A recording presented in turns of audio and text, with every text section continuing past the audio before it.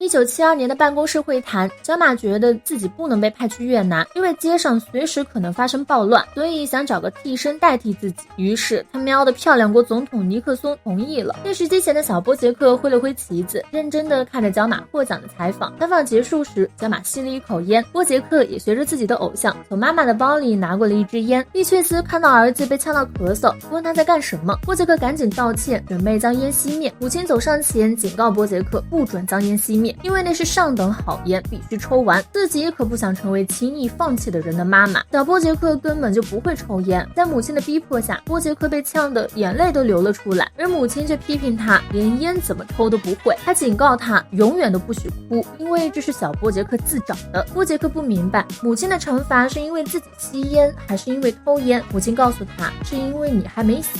阳台上的波杰克抽完烟后随手一丢，陶德提醒他不该把点燃的烟头丢掉。波杰克这一个烟头引起的火灾，虽然情况已经控制住了，但是整个社区的电缆都坏了。不过旺达不知道这个火的由来是什么，电话那头的波杰克也不知道火是怎么来的。不过这不重要，因为自己要拍回归的第一场戏了。这些在吃早饭时旺达已经听老马说了一遍了，但现在因为戴安不在，对这些本来应该再给戴安在上班路上讲一遍的事情，只有再给旺达复述一遍。旺达有些无语，我成替身了属于是。波杰克太期待这场白宫的戏码了，但是眼前这个圣诞节小房子是怎么回事？波杰克不敢相信，尼克松那节戏可是整部电影的核心，可以看出角马的道德败坏，从而审视他内心真实的阴暗面。凯尔西告诉波杰克，现在要拍的只是把圣诞礼物送给可爱的侄子们。剧组在停拍期间成立了焦点小组，人们不喜欢看有争议的东西。波杰克认为这本来就是一部毫无保留的描写角马本色的电影。龟太伯告诉他，孩子，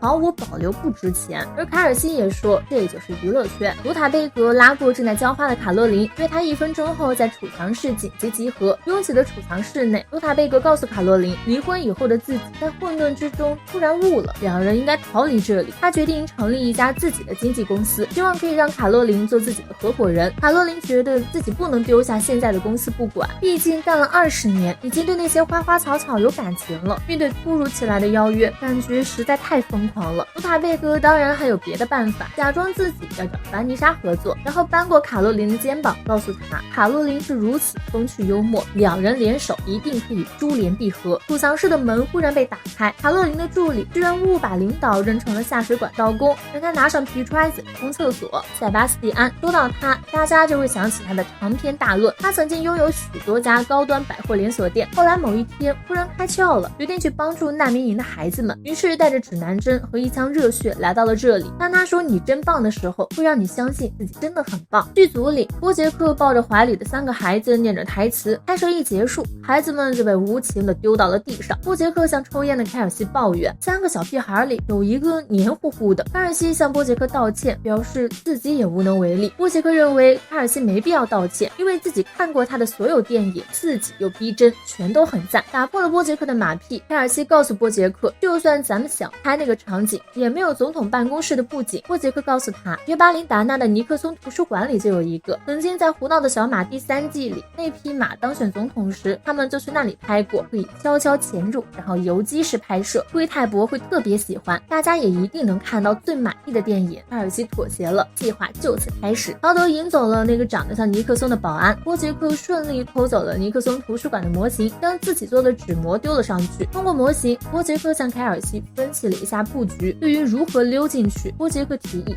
爆破小队，首先需要城里最好的撬锁匠，对撬锁略懂陶德，以及身手矫健的猫侠卡洛琳，一位饰演切克斯的选手花生酱，犯罪大师刚服完刑的马格。众人才齐聚在波杰克的家，因为模型被偷，现在的图书馆被警察高度重视。凯尔西、波杰克、花生酱要潜入其中，其他人吸引警察的注意，事态过于严重，可能会有人死，而那个人最后可能是艾伦。正在修电缆的艾伦转过头，一脸懵逼，为什么可能是艾伦？陶德吐槽，因为咱们都和你不熟。艾伦表示自己只是个修电缆的。波杰克告诉他，知道的太多了。一旁的旺达表示，这群人太吵了，影响到自己看剧本了，而且下次要是再邀请这么多人来玩，希望可以问问自己同不同意，毕竟自己也住在这里。最重要的是，在艾伦死之前要把电缆修好。艾伦一听惊呼，我不能死啊，我可是濒危动物。戴安在睡前给锦子讲故事，锦子问戴安，自己长大以后可以以做纽约的食品家吗？戴安告诉他，你想做什么都可以。塞巴斯蒂安因为戴安和那个病恹恹的孩子走得太近，而不是很开心。他认为戴安就是来为自己写自传的。戴安强调，咱们来这里就是为了帮助他们。塞巴斯蒂安告诉戴安，我是来帮助他们的，但你得来帮我写书的，这样才能让国内的人向自己的基金会捐款。豪德一行成功的进入了艺术长廊，吸引走了门前的警察。波杰克这边也顺利进入了尼克松的办公室，在凯尔西的指挥下，剧情即将开拍。没想到那个保安忽然出现，波杰克实话实说，告诉他们只是想拍一部关于尼克松的电影。保安却反问，拍尼克松电影怎么能没有人扮演尼克松？波杰克告诉他，因为他们找的人都不能准确的演绎出他的风采。保安借机毛遂自荐了一把，凯尔西觉得这人选不错。另一边的四人组更是刺激，警察一进来就认出了马格，还说自己喜欢他的表演，不过却不记得他的名字。马格气得掏出了手枪，警察进行反击时，两人将艾伦当做了肉盾，幸好子弹只是打在了手机上，艾伦并没有事。看到手机上的消息写着自己的老婆要生了，艾伦开心地提着工具箱冲了出去，和众人说拜拜。更多的警察跑了过来，马格鸣枪示威，战争一触即发，开始了刺激的火拼。此时的卡洛琳还在沉迷油画不能自拔，幻想着自己住在湖边小屋的场景，而自己的死对头凡妮莎家破人亡，此刻穿着女仆装准备服侍自己，这一切岂不美哉？和塞巴斯蒂安共事以后，能看出他的第二个特点，那就是特别喜欢讨论自己，唯一能从他的夸夸其谈中喘息的机会就只有睡觉了。即便是这样，在炮火的攻击下依旧有时无法入睡。塞巴斯蒂安告诉戴安，景子已经死了，这就是不要在战场上交朋友的原因。戴安算是明白了，这个轻佻的资本家根本就不担心那些难民，只是拿他们来做自己英勇行为的道具。塞巴斯蒂安告诉他，要是想活下去就要狠心起来，如果无法承受这些，那就回家吧。戴安沉默了，所有人都化好了妆，再次准备开拍。演员介绍完以后，凯尔西告诉波杰克，现在你的心情是得知自己的哥哥解码代替自己牺牲在了战场上，无比的自责，流下了眼泪。波杰克告诉凯尔西，自己没办法在大家面前哭。凯尔西强调，这段哭戏是感情的高潮，必须要哭。波杰克表示自己可以哭，但是不会在别人的面前哭。凯尔西将花生酱和盗版尼克松请走后，决定和波杰克独处一下。卡洛琳在美好的油画世界里又度过了平静的一天。凡妮莎走出来告诉他，自己在油画世界里也干起了一番生意，这简直污染了卡洛琳理想的乡村生活。凡妮莎告诉卡洛琳，这是你自己的想象世界，或许你从一开始想要的就不是宁静。如果你想要简单的生活，肯定会有简单生活的。回到现实的卡洛琳公主直接无视了紧张刺激的火拼现场，走了出去。豪德告诉已经彻底疯狂的马格，自己要出去找卡洛琳。距离戴安离开这么久，花生酱还是第一次接到他的电话，他为自己的意气用事向戴安道歉，但说实话，自己很为戴安感到骄傲。很多人只会嘴上说说，但是戴安真的去那里帮助他人了，戴安真的很厉害。另一边的戴安有些尴尬，因为他已经回到了好莱坞。他告诉花生酱自己想他了。两人寒暄以后，花生酱才反应过来，自己忘了还要去主持自己的节目。波杰克向凯尔西道歉，自己在凯尔西眼里或许只是一个好高骛远的傻逼情景剧演员。他很抱歉，以为自己可以做到，很抱歉凯尔西和自己一起来到这里，对一切都很抱歉。他也不知道自己在干什么。听完波杰克的话，凯尔西只是让他坐下，接着复述剧情里的故事。除此之外，凯尔西继续讲着，在这一刻，彪马停止了奔跑，因为这一刻他心里的某个东西断了，而且永远都好不了了。沉默半晌，凯尔西告诉波杰克拍完了。波杰克有些不敢相信，因为自己根本没有哭。凯尔西告诉他这样就好，崔太伯肯定会喜欢的。凯尔西感谢波杰克说服自己过来，接着告诉他自己真的很高兴跟他一起合作拍这部电影。波杰克开玩笑的说着，你不知道我有这个天赋吧？没想到凯尔西很认真的告诉他自己知道。波杰克走到博物馆外抽了根烟，虽然这时的自己已经不会被烟呛到流泪了，但在四下无人时，波杰克还是抽泣着溢出了泪水。第二天一大早，卡洛琳叫住了卢塔贝格，一语双关的表示自己愿意和他一起去新的经纪公司。接着两人就在电梯里拥吻起来。来到片场的波杰克问绿王八为什么没有看到凯尔西，绿王八告诉他，昨天他和凯尔西去拍了自己不要的剧情，所以已经将凯尔西开除了。接着让波杰克换衣服，但